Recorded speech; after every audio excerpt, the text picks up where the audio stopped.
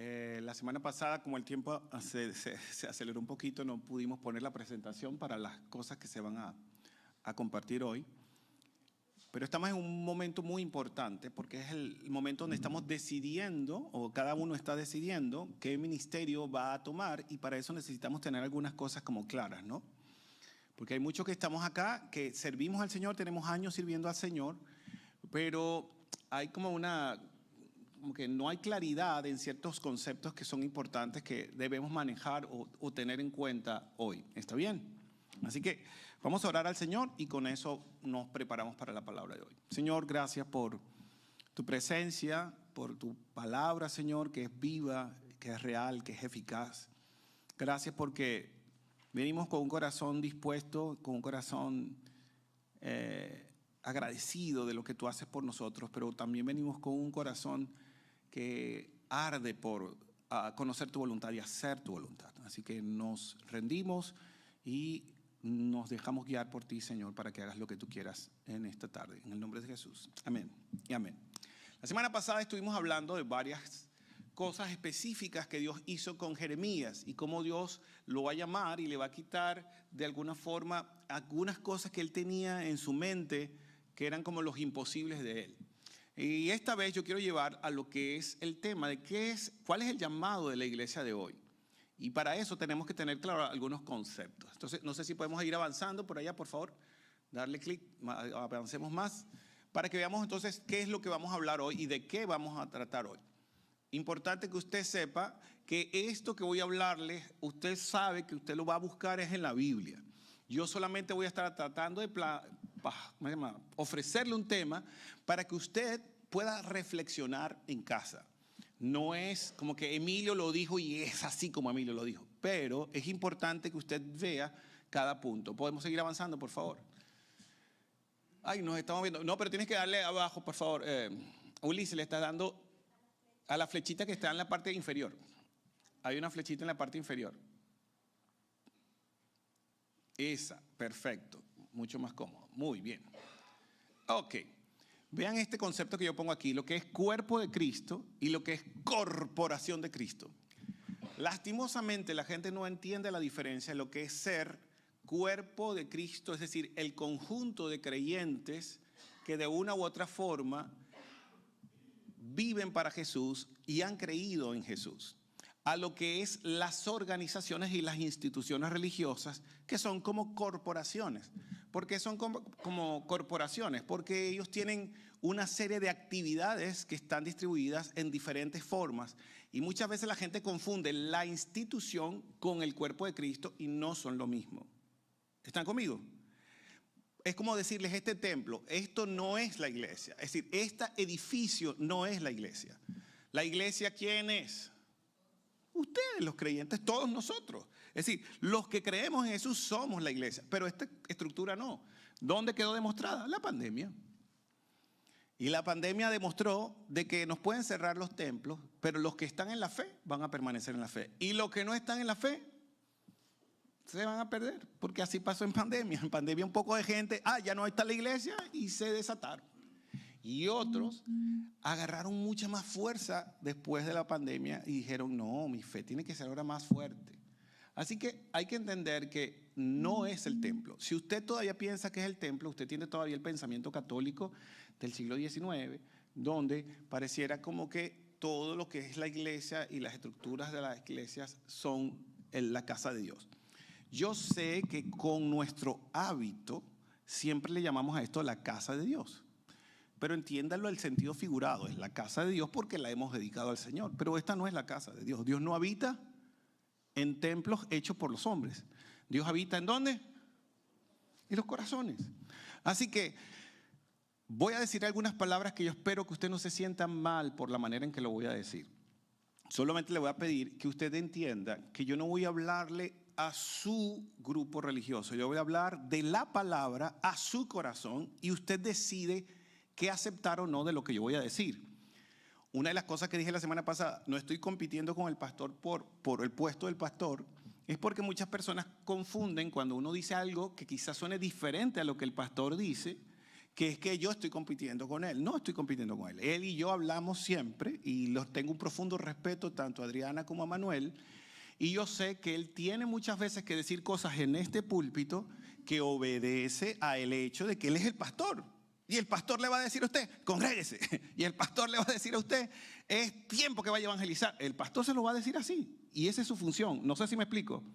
Que no entendamos que porque yo diga algo que le suene raro, pero es que el pastor no lo dice así, no lo vea como es que yo estoy contradiciendo al pastor, sino que veamos el justo lugar donde van ciertas palabras, para que no nos confundamos en el momento del llamado. Puedes acercar al versículo que ni yo puedo leerlo. Vean Romanos 7:24 que dice, así también vosotros, hermanos míos, habéis muerto a la ley. ¿A la ley qué? A lo que era antiguo, ¿no? Y dice, mediante el cuerpo de Cristo. Es decir, ¿cómo morimos a la ley? ¿Mediante qué? Es decir, el sacrificio de Jesús que hoy vamos a celebrar al tomar la Santa Cena juntos.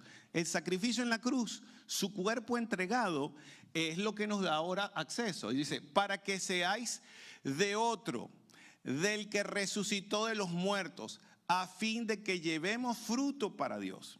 ¿Cuál es el propósito de ser parte del cuerpo de Cristo? ¿Para que qué? Dígalo, para que llevemos fruto, eso es todo. Es decir, si usted es parte del cuerpo de Cristo es para que usted sea cantante. Si usted es parte del cuerpo de Cristo es para que lo llamen pastor. Si usted es parte del cuerpo de Cristo es para que le digan evangélico. No, el propósito de Dios no es que usted sea bautista. ¿Usted me está escuchando? ¿Aló? Sí. El propósito de Dios no es que usted sea evangélico. Ese no es el plan de Dios. El plan de Dios no es que usted tenga casa y carro. Ese no es el plan de Dios. ¿Es que tener casa y carro es malo? No, pero es que no es el plan de Dios que usted tenga casa y carro. Eso es lo natural. Es decir, un proceso natural de los dones de Dios sobre usted es que usted tenga casa y carro. Es normal, es el proceso natural de Dios. Le dio la habilidad de que usted tenga casa y carro. Eso es normal. Eso debería ser un proceso natural. Así que el plan de Dios no es ni que usted sea evangélico. El plan de Dios no es que usted sea bautista, ni pentecostal, ni mormón, ni testigo de Jehová, ni católico. Ese no es el plan de Dios. El plan de Dios es que mediante el cuerpo de Cristo, lo que Él derramó, dice, para que seáis, ¿de quién? De otro. ¿Cuál es ese otro? Exacto. No que sea del diablo, sino que usted tenga otra identidad. Y esto es bien importante, porque ahora avancemos, por favor. Es bien importante porque ahora vienen varias cosas que hay que definir aquí rápidamente. Número uno, más adelante, por favor. Más adelante. Vamos a ir viendo que hay una pequeña no claridad en algunos conceptos, por lo menos el de la tradición. Adelantamos, por favor, más. Muchos de nosotros tenemos equivocados los conceptos que deberíamos tener como precisos. La tradición es cuando nosotros pasamos algo de una generación a otra. Es decir, mi tradición es que hay que abrir el culto con una oración. La Biblia no dice, y abrirás el culto con una oración. ¿Lo dice en alguna parte? No, sino que nosotros por deducción decimos, hay que abrir el culto con una oración, es lo mínimo, tenemos que presentarle la actividad al Señor, ¿cierto o no es cierto? Pero la Biblia dice, entremos por sus puertas con acción de gracias y por sus atrios con alabanza. Es decir, que lo primero que deberíamos de hacer, según la Biblia, es ser agradecidos y deberíamos de pasar a darle gracias a Dios.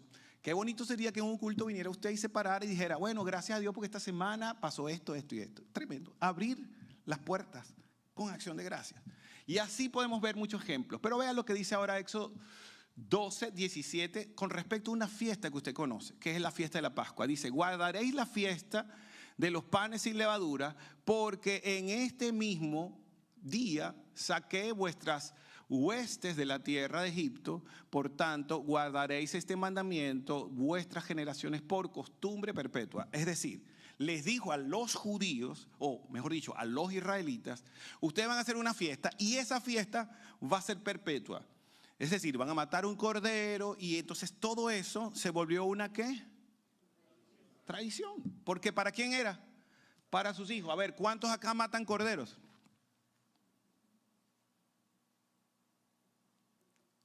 Oh, ¿y por qué no lo hace? Ya vamos a entender por qué. Pero lo interesante es que hay tradiciones que pasan de una generación a otra. Yo veo que la gente se esmera por decir que Halloween es del diablo, la Navidad es del diablo y el otro es del diablo. Si nosotros nos ponemos a ver todas las fiestas, no existe ni una fiesta que sea pura. No existe ninguna. No sé si me explico. Hay tradiciones, pero no significa que porque existan tradiciones, yo voy a agarrar y me voy a meter en una cueva como si nada existiera porque me tengo que esconder porque el mundo es malo y yo soy bueno. No sé si me logro explicar. Hay decisiones que usted toma en lo personal con su relación con Dios, pero hay una cosa que es la tradición. Pasemos al siguiente, por favor. Pero no más la tradición, porque acuérdense que la tradición es pasar algo de una generación a otra. La religión. El detalle con la religión es que la gente piensa que religión es que tiene que, juro, hacer lo que la organización le dice. Y resulta ser que, vamos a ver, que el mismo Pablo tenía hasta un distintivo, decía, los cuales también saben, hablando de su testimonio, de Pablo mismo, dice, yo desde el principio, si quieren testificarlo, conformé a la más rigurosa secta de nuestra religión. Viví fariseo. ¿Cómo era Pablo? ¿Pablo qué era entonces? Fariseo. Si a mí me tocara comparar a los fariseos de aquella época y a los saduceos, yo los compararía hoy en día con los evangélicos y los católicos de hoy. Los fariseos eran los que eran estrictos porque todo tenía que ser conforme a la palabra. Y conforme a la palabra entregaron a Cristo y lo mataron. Conforme a la palabra mataron al Salvador del mundo.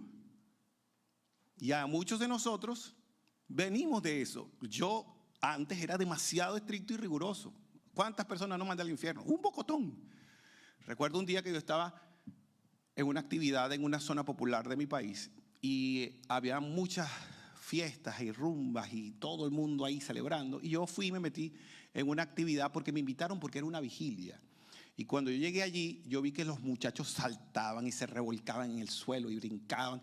Y yo veía, ¿qué es esto? Y de repente se paraban, daban a un pito, ¡pic! Se paraba todo el mundo y leían un versículo de la Biblia. Y yo, ¿qué es esto? Y entonces leían el versículo de la Biblia, oraban y después aquel desnalgue, todo el mundo jugando y brincando y saltando. Y yo decía, ¿qué es esto? ¡Ay, el Señor reprenda! Y recuerdo que pasó la noche y dice, aquí no oraron, aquí no cantaron corito, aquí no hicieron nada. Y entonces salgo, cuando salgo está un señor calmado, así como mi hermano Gabriel, así calmado, así. Y está afuera. Y yo me acerco al hermano y le digo, ¿qué es esto? Esto es del diablo, esto no sé qué. Y le digo, y él me sonríe y él me dice solamente, pero tú estás en Cristo, ¿verdad? Y yo, sí, yo estoy en Cristo y le sirvo. Vas bien. Sigue, que vas bien. Eche para adelante. Y yo recuerdo que me fui vociferando de ese hombre. ¿Cómo es posible que le llame eso vigilia? A los meses me entero que él era un misionero extranjero que no tenía por qué ir a nuestro país. Y él se metía a esos lugares donde los muchachos se drogaban toda la noche. Y él agarraba a los mismos que se drogaban y hacía juegos con ellos toda la noche y les daba la palabra. Juegos, palabra. Juegos y palabra. Usted no se imagina cuántas personas él salvó. Y yo lo insulté. Yo le insulté. Porque yo soy santo. El hombre de Dios. Y yo insulté el trabajo de ese hombre. Pero después que yo vi los frutos que ese hombre dio, las iglesias que se formaron por las personas que él rescató de ese lugar, que para mí era un disparate, pero Dios le dio una palabra a él y él la obedeció.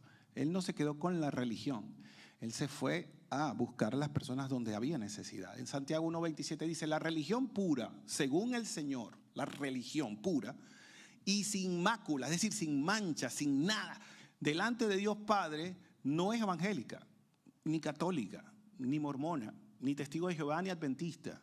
La religión sin mácula es ¿qué? Visitar a los huérfanos y a las viudas en sus tribulaciones y guardarse sin mancha del mundo. ¡Wow! A ver, ¿cuántos entonces tenemos esa religión? A ver, levantemos la mano. Yo tampoco. ¿En serio? ¿Cuántos de nosotros estamos preocupados por hacerles un hogar a los huérfanos, a las personas que no tienen papá? Yo creo que nosotros no estamos en eso, corriendo. Pero eso es lo que dice la Biblia, lo que es la verdadera religión. ¿Y cuántos de nosotros estamos cuidando a las viejitas o a las personas que perdieron a sus esposos y que no tienen cómo sostenerse? ¿Nosotros estamos corriendo a ayudarlas porque no tienen esposo? No. Por eso hay que separar lo que es religión de lo que es tener un encuentro con Cristo. Adelantamos, por favor, porque tenemos que avanzar, porque se nos va el tiempo rápido y entonces no me alcanza el tiempo. Por favor, seguimos. No confundamos entonces religión con ser parte de la iglesia de Cristo. Pero hay una palabra que yo quise resaltar y ponerle ese cuidado, que es primera de Pedro 4:10. Vean lo que dice: cada uno según el don que ha recibido. Eso es lo que dice la carta de Pedro, primera de Pedro 4:10.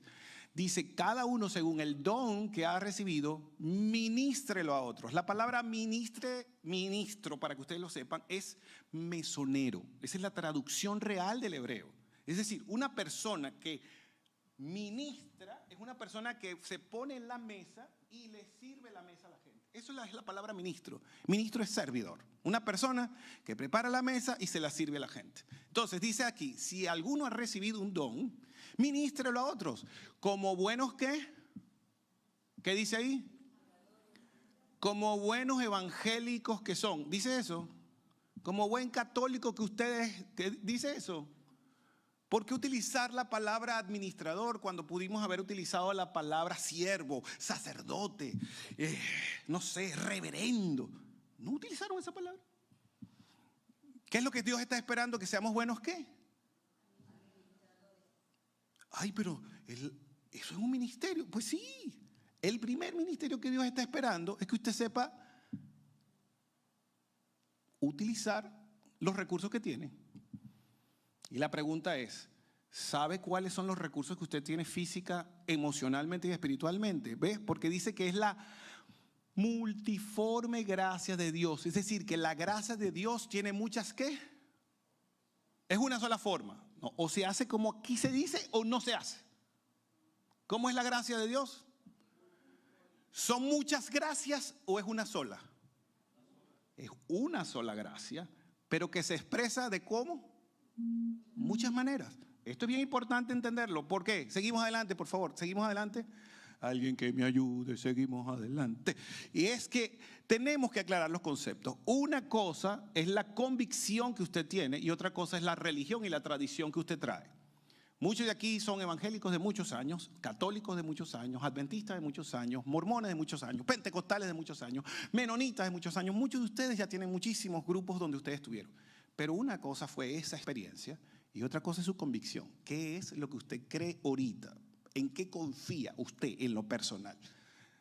La pandemia reveló cuánta fe tiene o no la gente.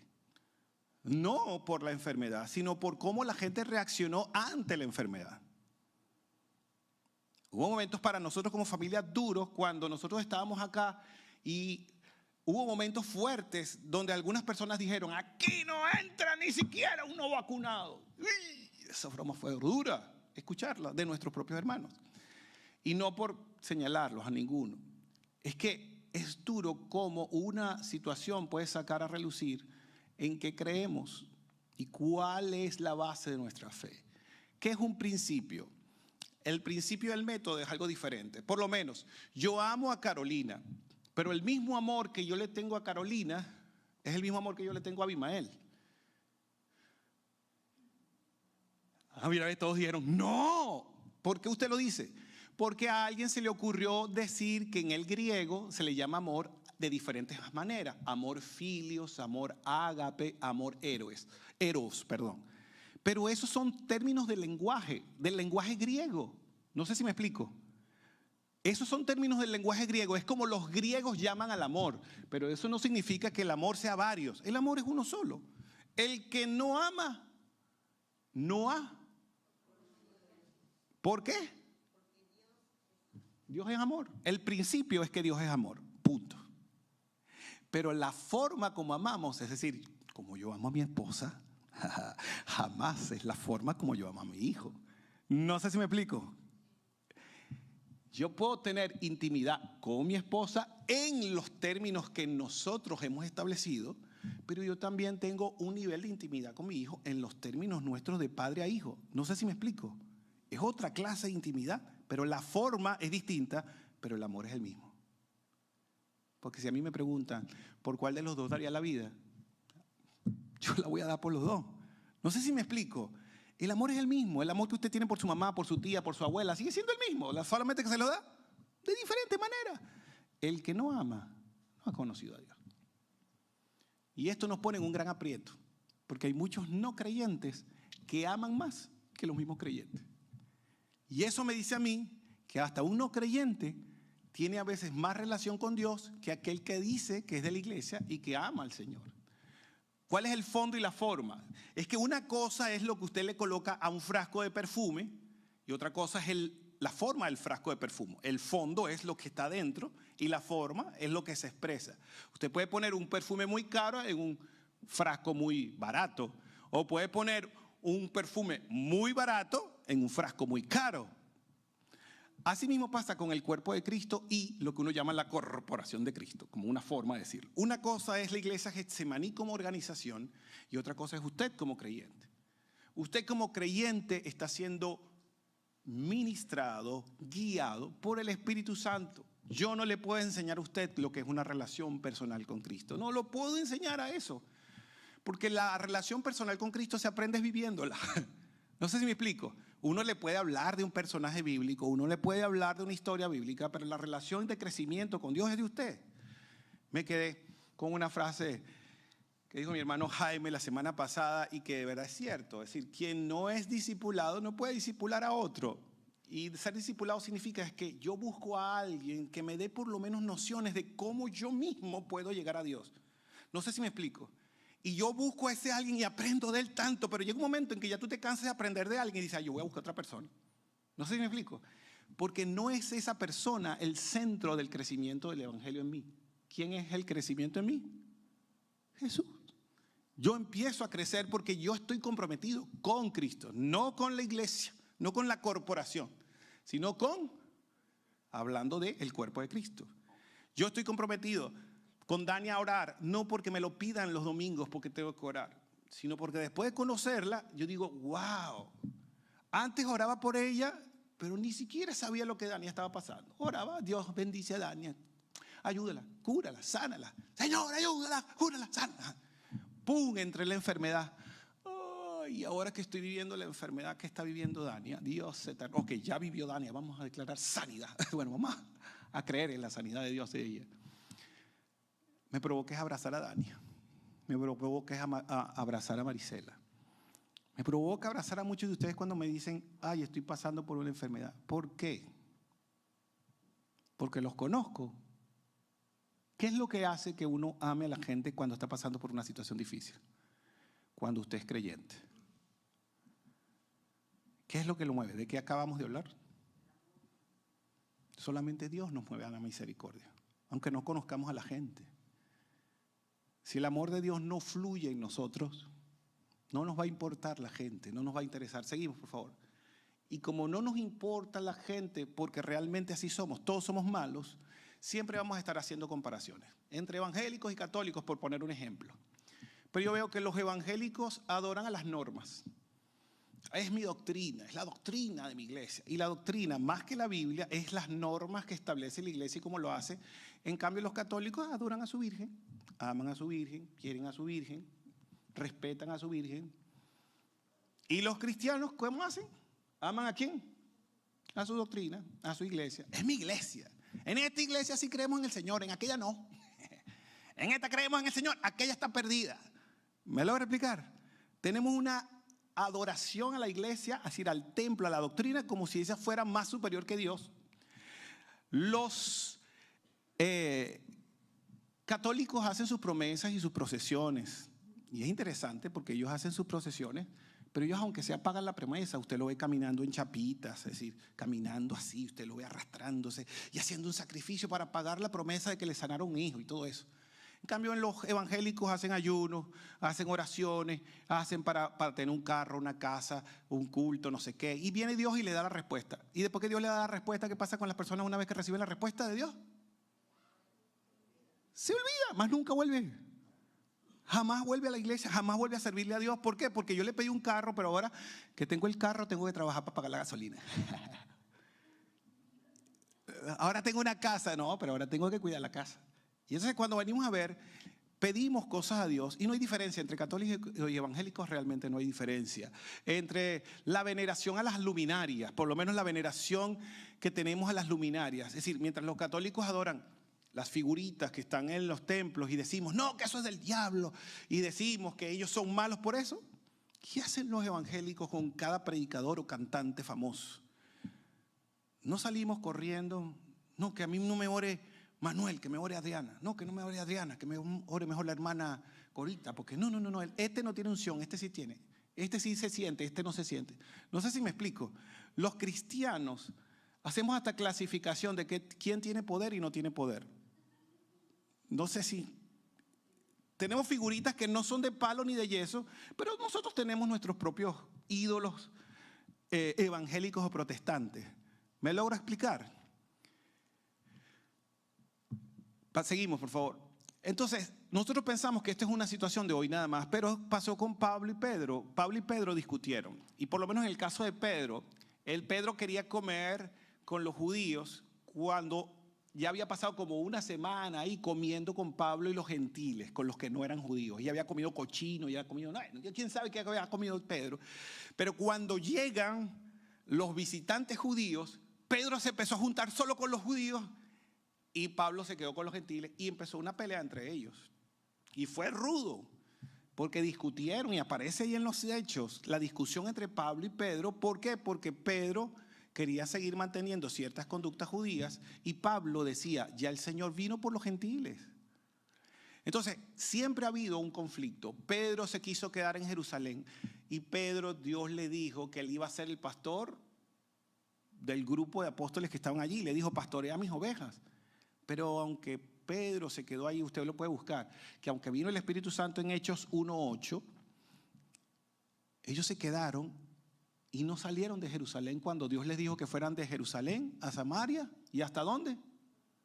Hasta los confines de la tierra. Hechos 1:8. Pero después usted lee el capítulo de Hechos 8:1, es decir, el mismo versículo pero al revés, y dice, y se levantó una persecución que los esparció. Si no es porque viene una persecución, no salen. Y cuando Pablo comenzó a predicarle a los gentiles, el mismo Pedro estaba así como que, bueno, ¿qué es esto? Porque Pedro tuvo que bajarle un lienzo del cielo, literalmente, con animales impuros, y que Dios con la voz audible dijera, mata y come, Pedro. Y Pedro le quiso explicar a Dios cómo Dios tiene que tratarlo a él. Señor, nada impuro ha entrado en mi boca. No sé si logra ver el cuadro. Es decir, Pedro le va a explicar a Dios cómo tiene que tratar a la gente o cómo tiene que tratar lo que Dios le dice. Y Dios le dice, no le vas a llamar inmundo a lo que yo he santificado. Y Pedro se quedó así y luego le dice, eso que te estoy diciendo es para que te des cuenta que te va a llamar Cornelio. Y cuando él te hable, ve a su casa. ¿Por qué le dice eso? Porque él no hubiese entrado a la casa de Cornelio si Dios no le muestra todo un lienzo. Porque ellos llamaban a los gentiles, a los mundanos. Así, a la gente que supuestamente no es, gente con la que él no se puede tratar y no se puede hablar. Y resulta ser que él lo mandó. Y resulta ser que Cornelio daba ofrendas, era un hombre devoto, era un hombre que estaba dedicado a Dios. Y solamente cuando Pedro comenzó a hablar, el Espíritu Santo cayó y fueron llenos todos del Espíritu Santo. Es decir, que ya Dios tenía preparado a Cornelio. Pero Pedro estaba enrollado, era en su tradición y en su religión. Y Dios le estaba hablando y no quería hacer lo que Dios le estaba mandando a hacer. Pero vino un Pablo que estaba matando a los cristianos. Escuche, Pablo estaba matando a los cristianos. Y Dios tuvo que tumbarlo del caballo para decirle, Pablo, ¿por qué me persigues? Muchos de nosotros, la Biblia está llena de ejemplos de personas que creen que le están sirviendo a Dios y están persiguiendo a los mismos hermanos.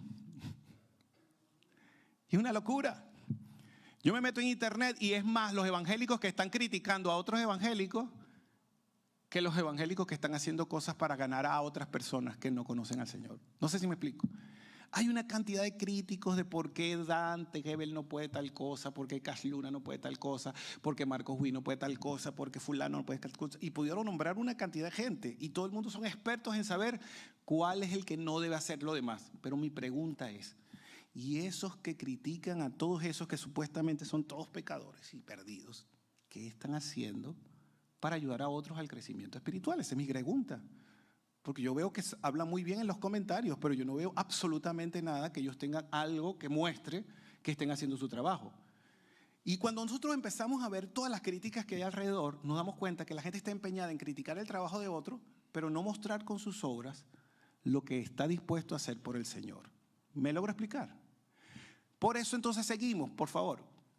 Pablo y Pedro tuvieron sus diferencias, pero todos tuvieron que ser caídos del caballo. Lutero y Calvino, para que ahora entiendan. Lutero creía en la Iglesia Católica y creía en el sistema católico. Y él fue el que quería que la Iglesia Católica solamente volviera por la fe a las Escrituras. Y Lutero lo único que quería era que la gente conociera la fe salvadora. Y todo el mundo conoce que el protestantismo nació con Lutero cuando pegó las 42 leyes, aunque realmente la historia no es así exactamente. Lutero fue como que la cerecita de todo un movimiento que había crecido mucho antes. Pero lo cierto es que Lutero quería al Papa y seguía con el Papa. Él quería al Papa aún. Él lo único que quería es que aceptaran de que no estuvieran vendiendo la salvación. Eso es lo que quería Lutero. Y lo tremendo es que Lutero, tan bueno que es y que ayudó al mundo protestante, odiaba a los judíos. ¿Sabían ustedes eso? Lutero odiaba a los judíos. Era antisemita. Como hoy en día hay muchos cristianos que odian a los judíos y piensan en esa teoría de la sustitución, de que ya somos cristianos y los cristianos somos por encima de los judíos y los israelitas. Pero bíblicamente hablando, nunca ha habido una sustitución. Ese es tema para otro culto. Pero lo cierto es que Lutero, con todo y que ayudó a que hubiese el movimiento protestante y eso, Lutero en Alemania y Calvino en Francia, ambos hicieron su parte. A Calvino le agradecemos los evangelistas, es decir, personas que fueron a llevar las buenas nuevas. Y cuando le estoy hablando de los términos que los protestantes tienen cuando dicen, vamos a evangelizar, eso viene de ese señor. Y de ese señor viene la escuela dominical. Y de ese señor viene una cantidad de cosas que se hacen ahora, que ahora se volvieron, ¿qué? Tradición. Pero acuérdense de esto, ellos mismos todavía estaban aprendiendo, tuvieron conflictos, pelearon. De Calvino viene la doctrina de, ¿cómo se llama esto? De que fuimos predestinados, de que la salvación no se pierde. Pero así vemos una cantidad de cosas que van a venir, pero siempre van a tener un conflicto, se confunde la forma con el fondo. Seguimos, por favor, rápido, corriendo, que se va el tiempo y el tiempo vuela, ¿Qué me trae eso a mí entonces para hablar de ustedes? Que tiene que hacer usted diferencia entre los talentos y las habilidades. Dios le dio a usted una habilidad, capacidades intelectuales, capacidades físicas para hacer cosas.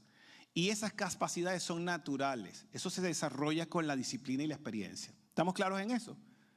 Talento, no el talento de la Biblia. El talento de la Biblia es plata. Pero el talento, estamos hablando, es la capacidad que usted tiene para hacer algo. Seguimos, por favor. Todos los que tienen talentos tienen la capacidad de una u otra forma, desarrollar el talento, como dice ahí. Tienen la capacidad también de que con el esfuerzo humano pueden hacer esa aplicación de su talento. E interviene en la medida cómo está su cuerpo físico, cómo usted tiene ciertas habilidades. Es decir, que el talento depende de usted. No sé si me explico. Cuando usted tiene una habilidad que Dios le dio, usted tiene que resolver. Es decir, usted tiene que administrar. Dios le puso ese talento. Vea lo que dice el versículo de Romanos 12:11. Dice, en lo que requiere diligencia, no sean perezosos. Fervientes en el espíritu, es decir, en su ser interior, fervientes. Pero luego dice ahí que, ¿cuál es la orden? Sirviendo al Señor. Mucha gente tiene en su corazón una frase que dijo San Agustín hace como unos 500 años por ahí atrás, donde él dijo que existe la vida secular y la vida cristiana. Pero la Biblia no habla de separación. La Biblia habla de que somos creyentes sea cual sea nuestra circunstancia. Sea que estemos en escasez, o estemos en pobreza, o estemos en abundancia, o estemos en riqueza, sea cual sea la circunstancia, nosotros le pertenecemos ¿a quién? ¿Quién nos separará del amor de Cristo? Tribulación, angustia, hambre, Desnudez. Ninguna cosa creada. Por lo tanto, lo que Dios quiere es que usted entienda que en lo que requiere diligencia, es decir, en lo que requiere todo nuestro foco, tenemos que ser ¿cómo? No perezosos.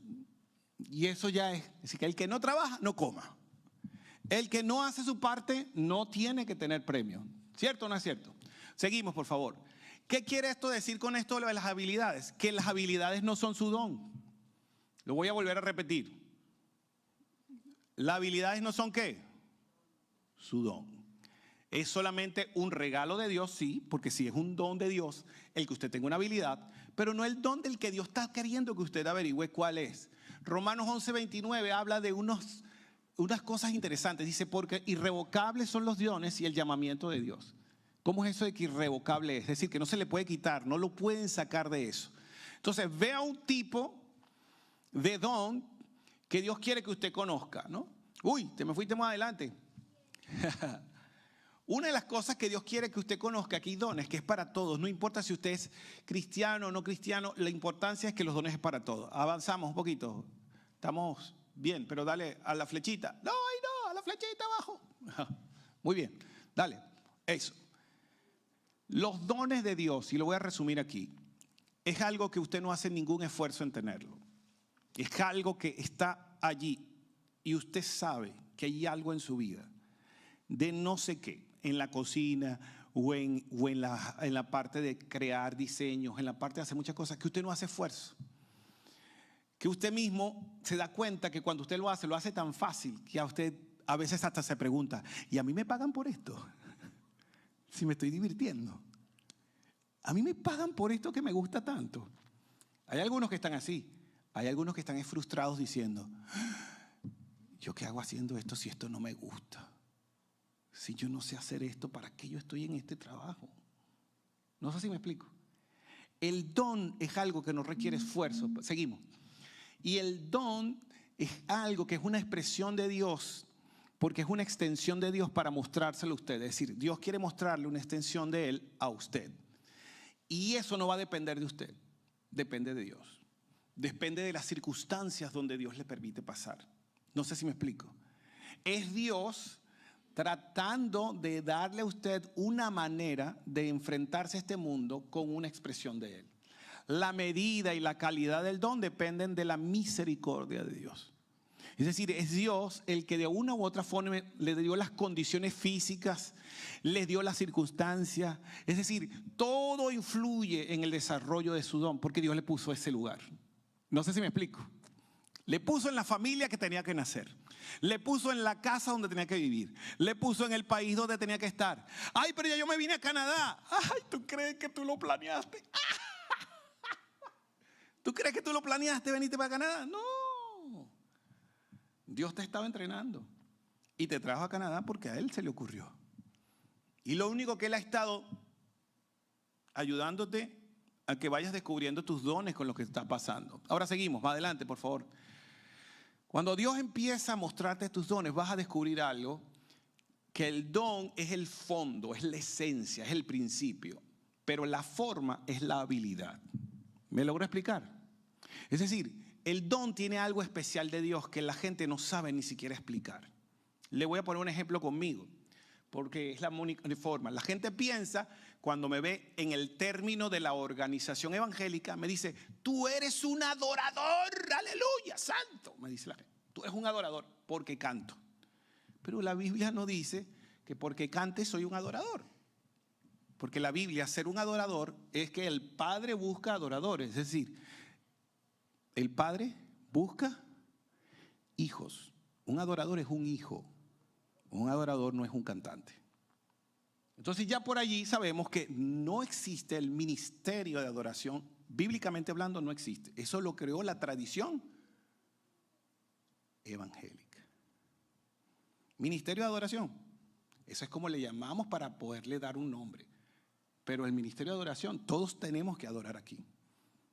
Usted, como una expresión de hijo de Dios, es adorador. Dígale que está al lado, tú eres un adorador. No puedes evadirlo. Aunque no cantes. Aunque cantes como un chivo, dígale, aunque cantes como un chivo. Dios ama tu adoración. Seguimos, por favor. Hay gente que me dice a mí, pero es que Emilio, cuando tú cantas ocurren cosas. Ahí sí le digo yo que hay un don. Yo estoy convencido, y sin caer con ustedes de arrogancia, yo estoy convencido, porque es que ya me ha pasado hasta con la gente no cristiana. Yo canto en lugares donde ni siquiera saben quién soy. Y la gente dice, ay, siento algo especial. Y jamás les puedo decir que eso es algo provocado por mí. No lo puedo provocar. Dios me dio un don que cuando yo toco un instrumento, cuando canto una canción, algo ocurre. Y eso es un don de ¿quién? Pero no es el don de la adoración, no. Todos somos adoradores. ¿Me logro explicar o no? Pero hay unos dones que son, vamos a llamarlos así como dones del Padre, como una forma de describirlo. Es como una manera de describirlo. ¿Por qué? Porque son dones que Dios le da a todo el mundo. El don de la vida. A ver, ¿cuántos tienen y disfrutan el don de la vida? Ahora los no cristianos disfrutan el don de la vida. Claro, están respirando. Eso es un don. Es el regalo de Dios, el don de la vida. El don de justicia. Dígame si hay o no hay justicia en algunas partes del mundo. ¿Hay o no hay? Y hasta gente no cristiana aplica la justicia. Pero no ha visto a no cristianos, ha visto a cristianos ser injustos. Porque aunque el don de justicia permanezca, no todo el mundo echa mano del don de justicia. Pero ahí hay cosas más importantes, el don de la gracia. La gracia es solamente para que los que creyeron en Cristo. La gracia es porque yo amo al Señor, el Señor tiene gracia. ¿Seguro? En el Antiguo Testamento hubo gracia. Y en el Nuevo Testamento hubo gracia. Allá la gente está respirando gracia. ¿Por qué está respirando gracia? Porque Dios tenía que haber matado a todo el mundo, comenzando por mí. Y no me ha matado el Señor. ¿Qué significa eso? ¿Que estoy disfrutando de la qué? De la gracia. El don de la salvación. El don de fe. Que viene de la fe salvadora. Por gracia sois salvos por medio de la fe. Y esto no es de vosotros, sino que es un don de Dios. No por obra para que nadie se gloríe. Entonces vea que hasta aquí estamos hablando de cosas que el Padre le da a todo el mundo. Miren el don de continencia. ¿Dónde lee usted eso? En Corintios. Cuando Pablo le dice a la gente, si alguno no quiere esposa, está bien, para que no se cargue con eso. Pero si tú no tienes el don de continencia, es mejor casarse que estarse quemando. ¿Qué quiere decir Pablo? Que todos tenemos pasiones, todos tenemos deseos, pero a menos que tú tengas un don, mejor cásate, para que no inventes. Para que no estés adulterando con la mujer de otro, ni estés teniendo fornicación allí con cualquiera que se te atraviese. Para que no estés metiéndote en cosas que no te tienes que meter. ¿Está conmigo? Así que hay el don de continencia. A ver, dígame, ¿dónde se ve el don de continencia en muchos lugares? A ver, haga un ejercicio de memoria. Donde la gente no se casa.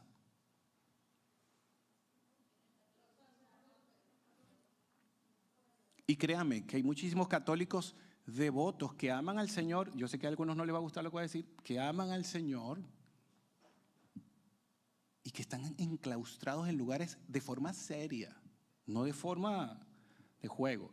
Yo sé que hay los violadores y todo eso, pero eso aparecen en todo, tanto en los evangélicos como en los católicos aparecen violadores. Pero el detalle está que hay hombres y mujeres que de verdad no se casan. Se dedican a Dios con todo el corazón. Se dedican exclusivamente y son personas que de verdad lo hacen y tienen la capacidad de hacerlo y uno se sorprende y uno dice, ¿cómo esta persona puede hacerlo? Porque yo el día que vi a mi esposa yo dije, no, ya yo sé que no tengo ese don. Cuando vi a mi esposa yo sabía que no lo tenían. Ese don no es mío. Y el don de Cristo es lo que vamos a hablar un poquito más adelante. Vamos a avanzar, por favor. Fíjense que en el don de la vida, Job decía las siguientes expresiones. Dice, el Espíritu de Dios me hizo y el soplo del Omnipotente me dio la vida. Y Juan 6:33 dice, porque el pan de Dios, aquel que descendió del cielo, hablando de Jesucristo, da vida. ¿A quién? A los evangélicos. Da vida a los evangélicos, ¿verdad? ¿Da vida a quién? ¿Quién sostiene el mundo? Jesucristo. Así que Dios no es ni evangélico, Dios no es católico, Dios no es mormón, Dios no es adventista, Dios no es bautista, Dios no es pentecostal. Dios es Dios. ¡Ay, qué alegría! ¡Qué alegría! Seguimos, por favor. Dios es Dios. Y usted tiene que entender que si Dios es Dios, entonces yo tengo que entender la justicia que viene de Dios, como dice en Romanos 5:17. A ver, ¿qué dice Romanos? Pues, si por la transgresión de uno solo, es decir, Adán, reinó la muerte, mucho más reinará en vida por un solo, Jesucristo. Los que, ¿qué? Reciben la abundancia de la ¿qué? De la gracia. Ok, todo el mundo tiene gracia, pero los que están en Cristo tienen ¿qué? No, miren lo que dice, reciben la ¿qué? La abundancia de la gracia. Es decir, todos tienen gracia, pero los que están en Cristo reciben la abundancia de la gracia. Es una gracia inmerecida. Dice, ¿y el don de qué? De la justicia. Es decir, que usted no solamente está recibiendo la gracia de Dios, sino que usted tiene la capacidad de pensar justamente, de impartir justicia a otros, pero con la gracia. No estoy hablando de impartir justicia, es mandar a la gente al infierno y cortarle la cabeza a la gente. Impartir justicia significa que usted tiene la capacidad de decirle a las personas lo que es correcto y lo que no es correcto, pero dentro del marco del amor del Señor. ¿Me logro explicar? Porque a veces pensamos que la justicia de Dios es solamente decirle a la gente, estás en pecado. Pero es que el problema aquí es que todos estamos en pecado. No me diga que usted es bueno, porque usted no es bueno ni un poquito. Yo no soy bueno, ni un poquito. Más bien todos los días le tengo que decir al Señor, Señor, ayúdame. Porque este negro a veces se quieren revolver el apellido. A veces se me sale el Ramírez, Dios mío. Dígame cuando estoy manejando, aquí en las autopistas a uno se le sale todo. Y hasta las groserías que uno cree que Dios le limpió y le lavó allá en las aguas del bautismo. De repente las recuerda. ¡Ay, Señor, perdón! ¡Santo! Señor, te pertenezco. Pero Dios nos sigue diciendo de que necesitamos su justicia. Seguimos, por favor. Seguimos porque el Señor te está diciendo que una u otra cosa necesitas de la gracia. Y la gracia del Señor es porque Él está comprometido con que tú conozcas el favor de Él. Porque, pero, ¿qué dice ahí? El don fue como ¿qué? No fue. ¿Cómo qué? Como la transgresión. Es decir, ¿cómo es eso? Que el regalo no fue como el qué, como el problema. Porque si por la transgresión de aquel, ¿qué pasó? ¿Murieron cuántos? ¿Unos cuantos? No, ¿murieron cuántos? Muchos. Abundó mucho más para los muchos ¿qué? La gracia. Y el don de Dios por la gracia de un solo hombre. ¿Cuál fue la gracia? La gracia de Jesucristo. Fíjate que habla de la gracia del Padre en el otro versículo, aquí habla de la gracia de Jesús. Es interesante porque la gracia significa que el Señor nos está dando la oportunidad de que hagamos algo por Él y para Él, a pesar de que no nos los merecemos. Efesios 3:7 dice, del cual yo fui hecho ministro, es decir, servidor, dice Pablo, por el don de la gracia de Dios que me ha sido dado según la operación de su poder. Y Pablo lo está diciendo porque Pablo pertenecía a una congregación pentecostal, bautista o católica. No, ¿qué él era? Él era fariseo, pero él mismo decía, viví fariseo. Ahora, ¿cómo era Pablo? Decía que él era un servidor ¿de quién? De Jesucristo. Él no está diciendo eso porque alguien lo llamó pastor o lo llamó diácono o le puso un título. No, él dice, no importa, yo fui hecho ministro por el don de ¿qué? De la gracia. Dígale a la persona que está a su lado, tú eres ministro de Dios por el don de la gracia. Eres su servidor. Aunque no lo has entendido aún completamente, dígaselo así, dígalo, no lo has entendido, pero la gracia de Dios te alcanzó para servirle. ¿Se entendió lo que estoy diciendo o no? ¿Me expliqué? Todos ustedes son ministros del Señor delante de la palabra de Dios. Quizás ahorita no tienen un título o un nombre dentro de la organización de Getsemaní, pero sí tienen un orden dado por Dios a cada uno de ustedes. ¿Están conmigo en lo que quiero decir? Seguimos, por favor. Sé que algunos están cansaditos y ya me están mirando feo, ya me están viendo con cara de pollo frito, pero Efesios 2:8, que lo dije ahorita, porque por gracia sois salvos por medio de la fe, y esto no es de ustedes, no les pertenece. Es un don de ¿quién? Así que es increíble. Esto es demasiado. Porque aún la fe con que usted cree en Dios es un regalo de Dios. ¿Qué le parece? Ni siquiera es suya. Usted no cree en Dios porque usted quiera creer en Dios. Usted cree en Dios porque Dios le dio ese regalo. De que usted pueda tener la oportunidad de recibir la fe que lo hace agarrar la mano de Dios. No es esfuerzo suyo. Por eso es que nadie es salvo por obras. ¿Quiere ser bueno? Sea bueno como usted dice que es. Pero Dios no vino por los buenos, Dios vino por los que están enfermos, para que sean sanados por su gracia. Así que si usted se cree bueno, que Dios lo ayude, porque no es bueno. Yo no soy bueno, no debería estar parado en este púlpito, pero por gracia estoy aquí. Por favor, seguimos. ¿Qué me lleva a esto? Bueno, ya ese sí lo podemos adelantar, porque el don de continencia ya, eso está en 1 Corintios 7:9, pero si alguno no tiene el don de continencia, cásese. Seguimos, por favor, para que adelantemos. Ya eso lo hablamos. El don de Cristo va a ver lo que es interesante, porque Pablo se va a centrar entonces, y con esto vamos a pasar a la Santa Cena y vamos a pasar después a que usted pueda llenar su hojita, porque aquí necesitamos que usted entienda algo. Efesios 4:7 dice: pero a cada uno de nosotros nos fue dada la gracia conforme a ¿qué? La medida del don de Cristo. Y quiero que lo agarre, seguimos adelántate.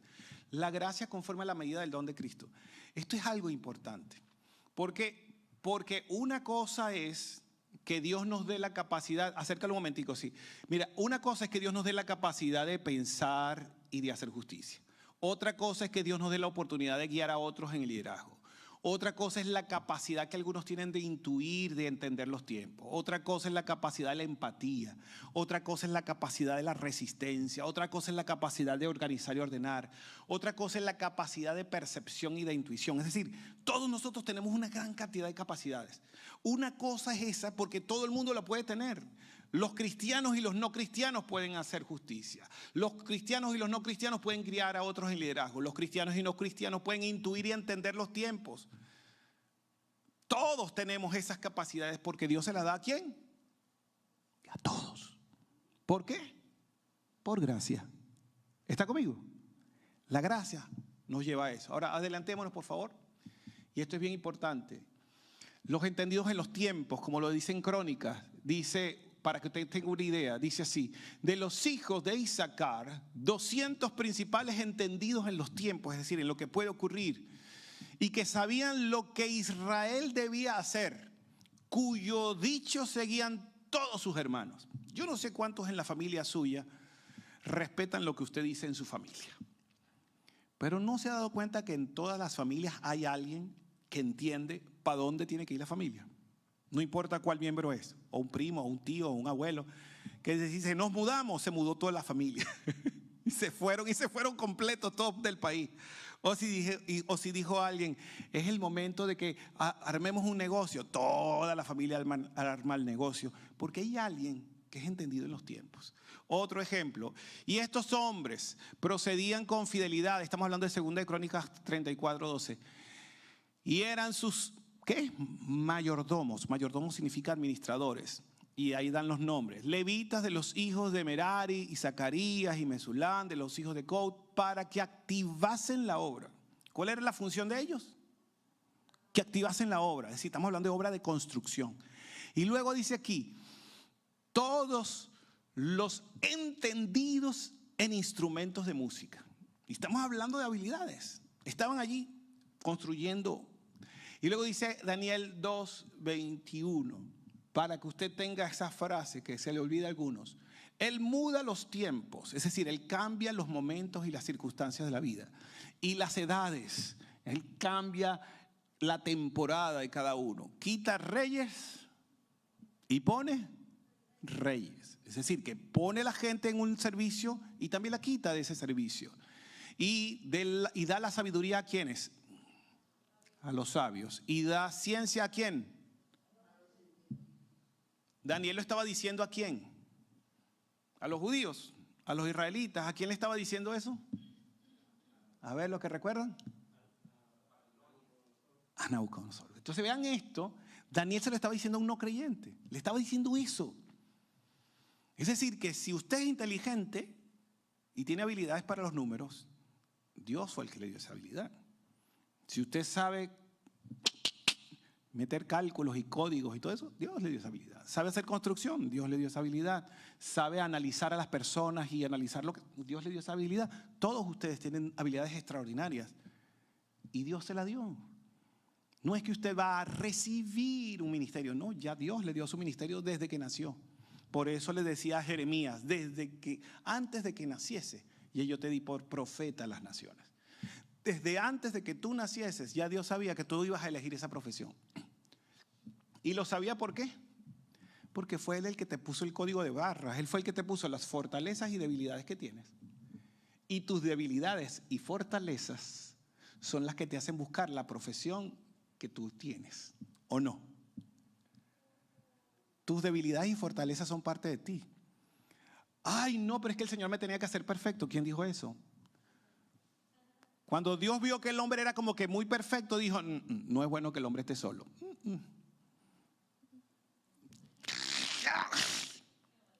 Le voy a dejar bastantes debilidades y le voy a dar bastante fortaleza a la compañera de su vida. Pero a los dos los dejó débiles y a los dos los dejó fuertes. ¿Me logro explicar? Porque si no fuese así, no se necesitaran. ¿Me logro explicar? Así que igualmente es en el ministerio. Seguimos adelante. Dios quiere que usted haga diferencia de eso porque precisamente necesitamos entender cuáles son nuestras fortalezas. Primera de Crónicas 26:8, para que usted vea, dice, todos estos, los hijos de Obededom, ellos con sus hijos y sus hermanos, hombres ¿qué? ¡Wow! Estaban buenos, robustos y fuertes. ¿Para la qué? Para el servicio. ¿Y cuántos eran? 62. Es decir, ¿por qué hay tanta preocupación de que la gente se entere de que los que estaban trabajando para la obra eran robustos y fuertes? ¿No será que a veces se hacen falta en la iglesia algunos hermanos robustos y fuertes, por lo menos para levantar la escalera y pegar las cosas que están arriba? ¿No será que en la iglesia hacen falta gente con características físicas para ciertas labores? ¿No será, pero también no solamente en la iglesia, en los centros comunitarios, en el empleo donde usted está? Dios le dio una fortaleza que es única para ese empleo donde usted está. Y por eso es que Dios nos dio esos dones. Seguimos, por favor, para que entendamos nuestras fortalezas y también entendamos nuestras debilidades. Nuestras debilidades nos conectan con las virtudes de otras personas. Para Ruth, por si acaso las mujeres dijeron, ay, hablaron solamente de los hombres y fuertes. Bueno, en Ruth 3:11 dice, ahora pues no temas, hija mía, yo haré contigo lo que tú digas, pues toda la gente de mi pueblo sabe que eres una mujer que... Es decir, que toda la gente veía en la extranjera Ruth una mujer con grandes cualidades. Es decir, que todos ustedes han estado siendo trabajados por Dios. Seguimos. ¿Para qué? Bueno, para esto que está por delante. El don de Cristo. Avanzamos, por favor. No pasa la habilidad porque ya eso ya lo dijimos. Por favor. Más adelante. Eso los expertos. Bueno, vamos a leer esa de los expertos un momentico. Sí, porque ese es muy bueno. Dice Deuteronomio 1:13. Dice, dadme de entre vosotros y de vuestras tribus varones sabios y entendidos y ¿qué? Es decir, que en una congregación nosotros quisiéramos que los que de educación nos ayudaran a organizar lo de educación, que los de construcción nos ayudaran a organizar lo que tenga que ver con construcción, que los de informática nos ayudaran a poner todo esto, pero al giorno, en mi país se dice al pelo. Es decir, que nos pudiéramos organizar de tal manera que todos los que estén aquí pudieran poner de sus habilidades para hacer de este lugar un lugar especial. Pero dice, para que yo los ponga, ¿por qué? ¿Por qué? Por vuestros jefes. Es decir, el Señor mismo siempre está buscando a gente que quiera asumir un compromiso y ese compromiso lo quiere hacer bien. Algunos ya lo están haciendo en sus trabajos, pero también Dios quiere que algunos de ustedes en el poco tiempo que tengan también lo dispongan para lo que van a hacer. Seguimos, por favor. Y nos preparamos para la mesa del Señor, los hermanos, si nos pueden ir ayudando a colocar todo, porque dentro de ir a la mesa del Señor entra también esta explicación. Así que sí, vamos preparándonos para la mesa del Señor a preparar todo lo que vamos a necesitar y para irnos sirviendo poco a poco, ¿sí? Mientras los músicos que están por allí puedan seguir al piano y todas esas cosas, porque esto es bien importante. Vean esto, hablamos de talentos, hablamos de dones y vamos a hablar de ministerio, que es lo que es servir. Hay una gran diferencia entre lo que está en la parte de arriba, que ustedes ven talentos, dones y ministerio, a lo que pasa cuando una persona acepta a Cristo como su Salvador personal. Escuche esto, porque al venir a la mesa del Señor tenemos que venir con la conciencia de lo que significa que Dios nos ha dado su Espíritu para que por los frutos, o el fruto, perdón, yo puse una S, pero realmente es el fruto del Espíritu, podamos nosotros tener el carácter que necesitamos para hacer cualquier cosa que Dios nos ha puesto a hacer. Y el don del Espíritu Santo es un don sobrenatural, es mucho más grande que estos dones que tenemos que son de forma natural. Eso va a ser un tema para hablar otro día. Pero también Dios nos ha apartado para el ministerio. Seguimos. Y el ministerio que Dios ha puesto en usted tiene muchas formas de verlo. Quisiera que usted lo viera por un instante antes de ser servidos. Por favor, acércalo al versículo. Miren lo que dice Efesios capítulo 4, versos 6 al 8. Porque cuando Dios te llama a su mesa, Dios te está diciendo, mira, somos de un Dios y Padre de todos, el cual, ¿qué? ¿Es sobre cuántos? Sobre algunos. No, es sobre todos. ¿Y por quién? Por todos. ¿Y dónde? Y en todos. ¿Para qué? ¿Qué dice ahí? Léalo.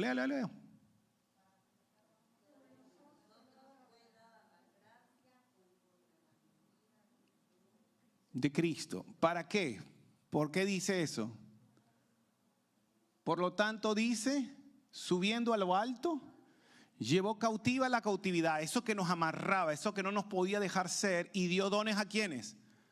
A los hombres. Ve Efesios 4 que dice, yo pues, preso en el Señor, os ruego que andéis como es digno de la vocación con que fuisteis llamados.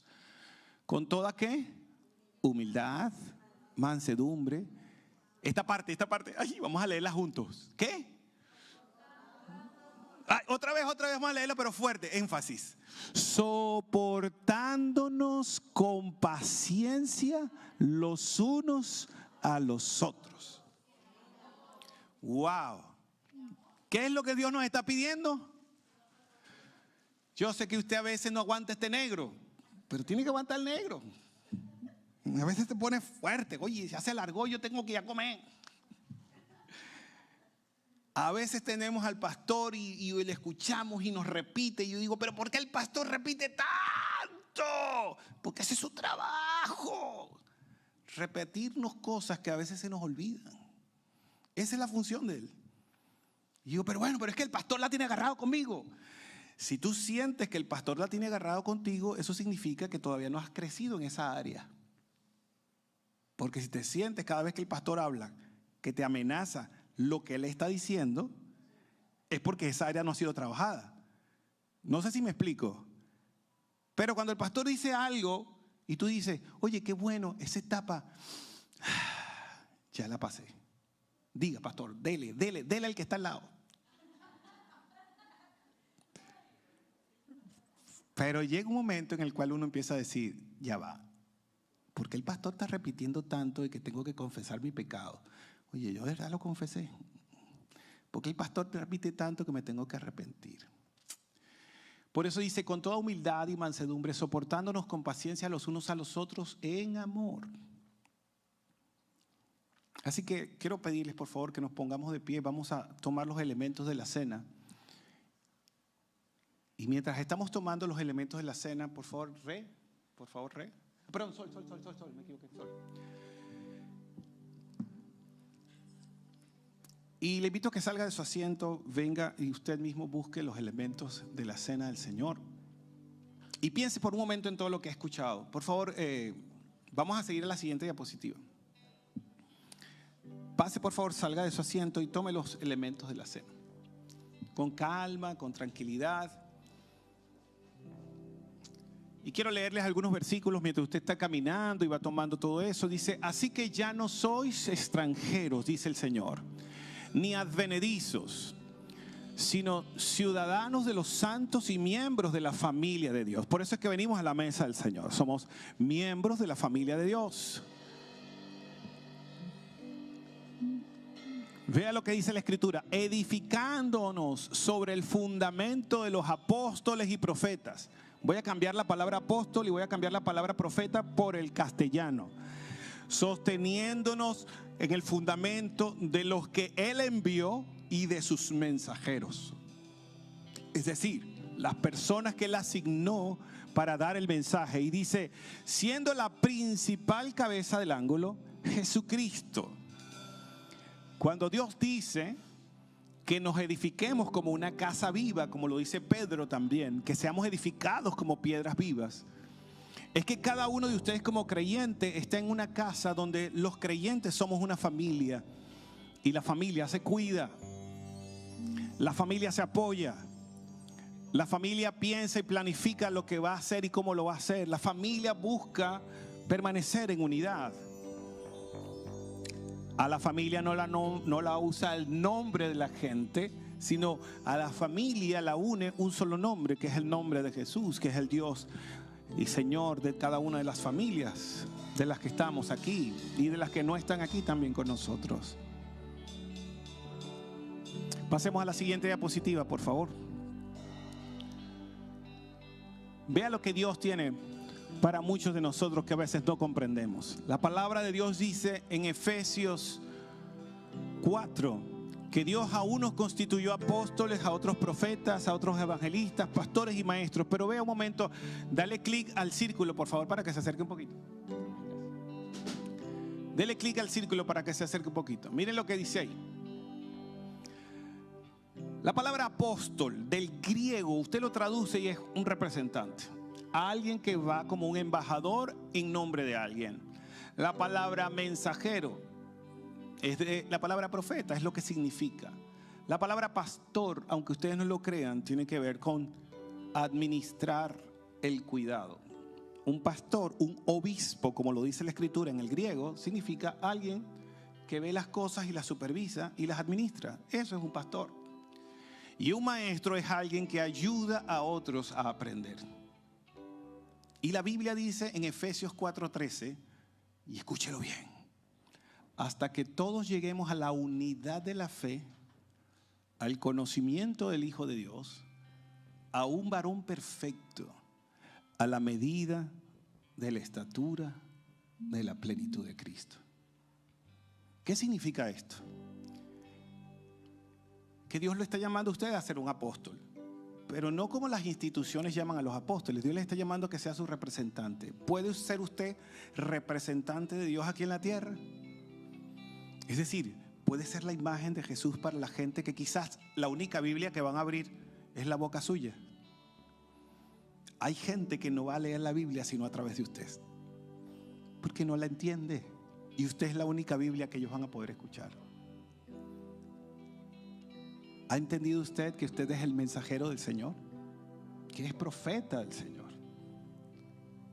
La gente se enrolla con eso. Es que hubo profetas en el pasado. Ciertamente no va a haber otro profeta que nos hable de Jesucristo. No va a existir más. Pero usted y yo somos los mensajeros del Señor. Aún en este tiempo somos profetas. Usted no va a salir corriendo para allá a mandarle a alguien a casarse, no. El profeta es el que habla la ley y ayuda a la gente a que se acerque a la verdad. Usted es un mensajero del Señor. Un evangelista es una persona que lleva una buena noticia. Es una palabra comercial por allá por Tiberias para decir, venga ahora, es barato. Y esa palabra evangelio, que nosotros lo hemos puesto así como grandotote, y que es bonito porque es verdad, en esencia sí. Pero la palabra evangelio significa dar una buena noticia.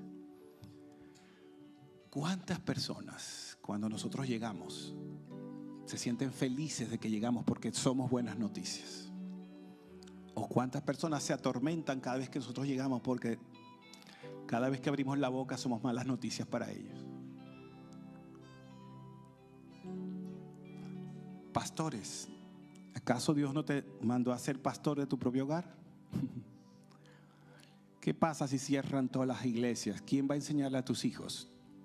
¿Quién le va a enseñar a tus nietos? ¿Quién le va a enseñar a tu hermano, a tu hermana, o a tu jefe, o a tu jefa, a tus compañeros de trabajo? Si se cerraran todas las congregaciones por un momento, ¿acaso desaparecería la fe que Dios ha puesto en ti y la capacidad de enseñar a otros a crecer? Esto no tiene nada que ver con la organización, tiene que ver contigo y tu responsabilidad. Eres pastor, aunque no lo hayas entendido. Eres evangelista, aunque no lo hayas entendido. No tiene nada que ver con el nombre de las organizaciones evangélicas o católicas. Tiene que ver con el llamado de Dios a ti en lo íntimo. Tienes que convertirte en un maestro, en una maestra que pueda ayudar a otros a aprender las cosas más sencillas de la fe. Qué bonito cuando la gente se acerca y entonces está en el curso de francés y emocionado en el curso de francés dicen: ¡wow! He aprendido tanto que ahora no solamente entiendo el francés, también entiendo lo que la palabra dice en francés, en inglés. Así que cierre sus ojos ahora por un momento. Al venir a la mesa del Señor, estamos viniendo como Dios quiso hacerlo con sus discípulos.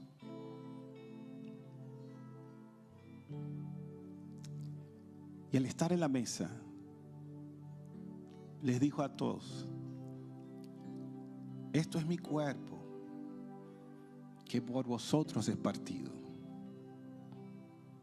Tomad, comed, haced esto en memoria de mí. Así que comamos el pan todos juntos por un momento. Con sus ojos cerrados mientras mastica. El acto de masticar el pan es un recordatorio de que Jesús fue molido y partido por nuestras rebeliones, por nuestros pecados. Al comer el pan, le decimos a Dios que así como este pan pasa a ser ahora parte de nuestra vida, parte de nuestra sangre, parte de nuestro cuerpo, así su presencia es parte nuestra.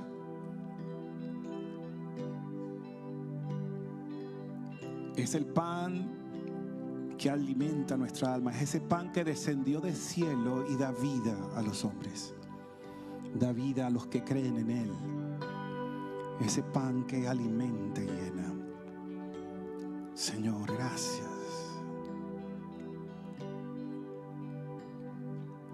¿Qué estás dispuesto a hacer por aquel que derramó su sangre y derramó su vida por amor a ti?